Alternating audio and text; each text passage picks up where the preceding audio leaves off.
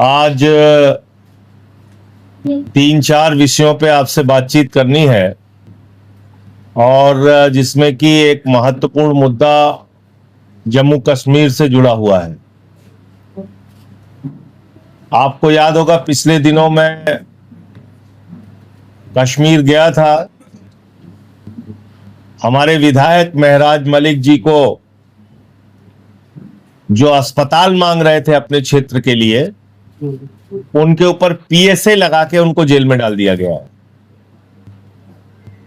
और पूरे क्षेत्र की जनता, कश्मीर की जनता, जम्मू की जनता सड़कों पे है, आंदोलन कर रही है, आवाज उठा रही है। तमाम संगठनों की ओर से आवाज उठाया जा रहा है कि महराज मलिक की गिरफ्तारी गलत हुई है। और मैं भी गया वहां पे, मुझे प्रेस कॉन्फ्रेंस करने से रोक दिया गया। हमारा धरना था प्रेस क्लब कॉलोनी में। वहां प्रेस कॉलोनी एक जगह है लाल चौक के पास, वहां धरने में मुझे नहीं जाने दिया गया। मुझे हाउस अरेस्ट कर लिया गया और 3 बार के मुख्यमंत्री राज्य के, जिनके बेटे स्वयं इस वक्त मौजूदा मुख्यमंत्री हैं, फारूक अब्दुल्ला साहब, वो मुझसे मिलने के लिए आए, जिनका बेटा स्वयं मुख्यमंत्री है और वो 3 बार मुख्यमंत्री रह चुके हैं और उनकी पार्टी की सरकार है। और आपने देखा होगा कि मुझे मिलने नहीं दिया गया। मैं गेट पे खड़े होकर उनसे बात किया। फिर मुझे पूरे सुरक्षा घेरे में एयरपोर्ट तक पहुंचाया गया शाम को और वापस मुझे दिल्ली भेज दिया गया। अब मेरे आने के बाद वहां एक और नया घटनाक्रम शुरू कर दिया इन्होंने। अक्टूबर 2024 में हमारे कुछ प्रत्याशी चुनाव लड़े थे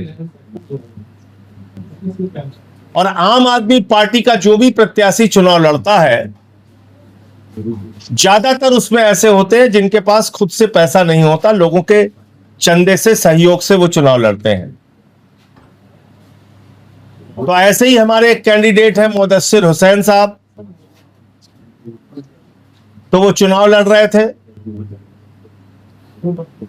और उनके लिए पार्टी के एक कार्यकर्ता साथी हैं, एक पदाधिकारी हैं, यूनुस भाई, उन्होंने एक ट्वीट किया कि भाई ये चुनाव लड़ रहे हैं, इनका सहयोग कीजिए। ध्यान से पूरी बात सुनिएगा। और उनके उस ट्वीट के आधार पर जब उन्होंने मदद मांगा तो करीब करीब 1.5 लाख रुपए उनके खाते में गया। 1.5 लाख रुपए उनके खाते में गया। 1 साल के बाद जब महराज मलिक को गिरफ्तार कर लिया गया, मैं वहां पे गया जब ये मुद्दा तूल पकड़ रहा है कि किस तरीके से आम आदमी पार्टी को दबाने और कुचलने की कोशिश जम्मू कश्मीर के अंदर की जा रही है। 1 साल के बाद मुदस्सिर हुसैन और यूनुस को बुलाया जाता है क्राइम ब्रांच के द्वारा और कह रहे साहब आपने ये चंदा क्यों मांगा?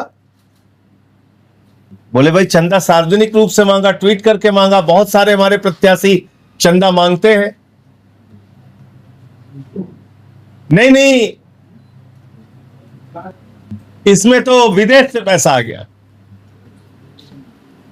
तो उसने कहा हाँ हो सकता है 20-25 हजार रुपए जो भारतीय विदेश में रहते हैं उन्होंने चंदा दिया होगा, जो पार्टी के कार्यकर्ता वॉलेंटियर हैं। बोले इसकी पूरी डिटेल दीजिए आप। उसने कहा साहब पूरी डिटेल ले लीजिए, हमारा खाता सीज थोड़ी हुआ, बंद थोड़ी हुआ है। 8 घंटे तक बिठा के उन दोनों को टॉर्चर किया गया। इमरान हुसैन जो हमारे प्रभारी हैं उनकी डिटेल मांगी गई। जो हजारों लाखों करोड़ रुपए के लुटेरे हैं, उनके पीछे भारतीय जनता पार्टी पूरी मजबूती से खड़ी हुई है। जो हजारों लाखों करोड़ रुपए के लुटेरे हैं, उनको अपनी पार्टी में सीने से लगाकर मोदी जी शामिल कर रहे हैं। जो देश की संपत्तियां लूट रहे हैं, हजारों करोड़ का भ्रष्टाचार कर रहे हैं, किसी को उप मुख्यमंत्री बना रहे हैं, किसी को मुख्यमंत्री बना रहे हैं, लेकिन कश्मीर के अंदर आम आदमी पार्टी बढ़ने ना पाए, इसके लिए 1.5 लाख रुपए का चंदा हमारे एक प्रत्याशी को मिला, उसकी 1 साल के बाद जांच करा रहे हैं। कितना पाप लोगे भाई भाजपाइयों तुम लोग? कितने गुनाह करोगे, कितनी तानाशाही करोगे, कितना पाप लोगे, कितना प्रताड़ित करोगे आम आदमी पार्टी के लोगों को? कोई तो सीमा तय कर लो, एक बार बता दो। तो इसलिए आम आदमी पार्टी ईमानदार और सच्चे लोगों की पार्टी है। हमारे कैंडिडेट सार्वजनिक रूप से जो चंदा लेते हैं उसकी डिटेल देते हैं, और वो 1.5 लाख रुपए का चंदा जो मुदस्सर को मिला, वो कहीं से कोई गड़बड़ी का पैसा नहीं है, घोटाले का पैसा नहीं है, घपले का पैसा नहीं है। वो आम आदमी पार्टी के समर्थकों ने, कार्यकर्ताओं ने उनको सहयोग के रूप में दिया है। उसकी जितनी जांच तुम कराना चाहते हो कराओ, लेकिन तुम इन घटनाओं से पूरे देश के सामने एक्सपोज हो रहे हो। भारतीय जनता पार्टी इन घटनाओं से पूरे देश के सामने वो बेनकाब हो रही है। एक तरफ तुम पाकिस्तान के चरणों में बैठे हुए हो, पाकिस्तान के साथ क्रिकेट का मैच खेल रहे हो, तुम्हारे घरों के लड़के हजारों करोड़ रुपए कमा रहे हैं, और दूसरी तरफ आम आदमी पार्टी का जो कार्यकर्ता चंदा मांग के चुनाव लड़ता है, उसकी जांच करा रहे हो, उसको प्रताड़ित कर रहे हो। ये तुम्हारी हकीकत है, ये तुम्हारी सच्चाई है। तो आम आदमी पार्टी केंद्र सरकार को और भारतीय जनता पार्टी को और जम्मू कश्मीर की इन जांच एजेंसियों को आगाह करना चाहती है कि दुर्भावना की यह राजनीति लंबे समय तक चलती नहीं।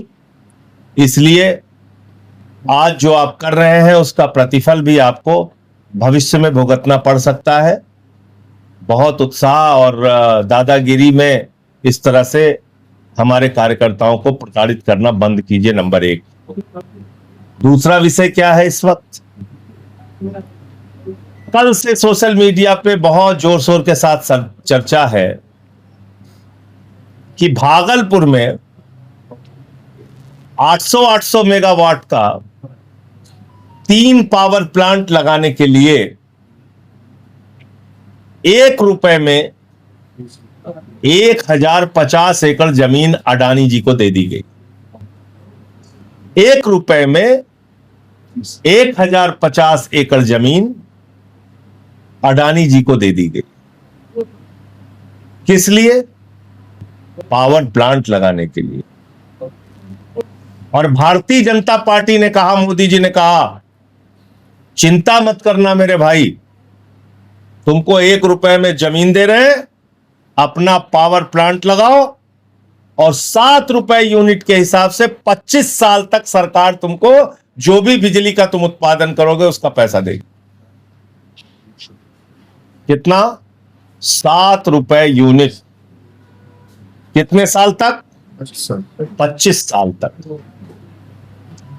तो रुपया दिया, 1 रुपए की जमीन दिया वो अलग, और 25 साल की बिजली की गारंटी ले ली कि 7 रुपए यूनिट हम आपको पैसा देंगे। जितनी बिजली का आप उत्पादन करेंगे वो जनता को 11 रुपए में मिले कि 12 रुपए में मिले, कितने रुपए यूनिट मिले पता नहीं, जनता की जेब कटेगी, कोई चिंता की बात नहीं है।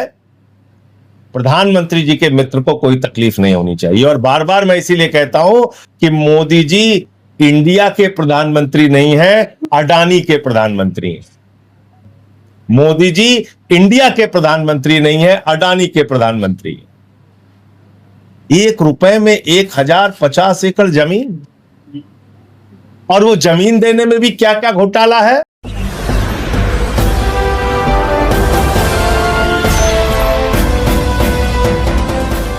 देख रहे हैं लाइव न्यूज 90 99 राष्ट्र सबसे पहले।